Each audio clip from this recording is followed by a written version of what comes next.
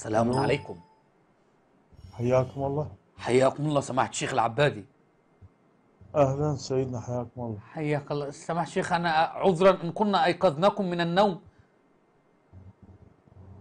نعم تفضل. حياك الله شيخ، أنا موالي من مصر وأحببت أن أنا أسلم عليك وصديق معك على الصفحة. حياك الله، مية هلا بك، اهلا وسهلا. حياك الله شيخ، هل أنت مشغول الآن؟ نعم. مشغول الآن؟ نعم الان. اي والله مشغول. طيب أعتذر جزاكم لك يا الله. شيخ، بس كنت أريد دليل على تنسيب الأئمة الاثني عشر من القرآن بما أن حضرتك مشغول.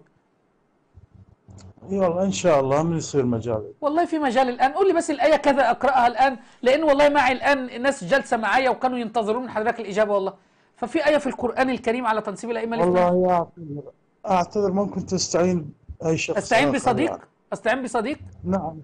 ليه يا شيخ، هو أنت جزء استعين باي قربحي؟ شخص لا أنا عايز من حاليا. حضرتك دليل يا سماحة الشيخ، يعني لو في دليل من القرآن على تنسيب الأئمة، أصل كده يا شيخ حاليا. أبناء العامة حاليا كده مشغول والله، بيقولوا لنا جزاكم أنتوا لا الله يوجد خير، عندكم جزاكم الله. أدلة. أفا سكر. نعمل معاكم إيه يا معمم الشيعة؟ نعمل معاكم حاليا لا. استعين بصديق، استعين بأحد غيري. امال انتوا بتعملوا ايه في الحوزة؟ امال ليه بتطلبوا من عوام الشيعة الخمس؟ امال لماذا تطلبون من عوام الشيعة المتعة؟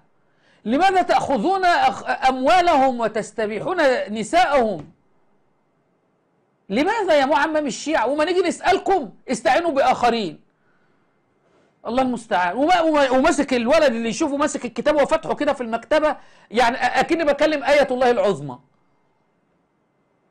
كان معكم شيخ الشيعة المسمى بالعبادي أبو حيدر. الحكم لك أيها الشيعي العاقل.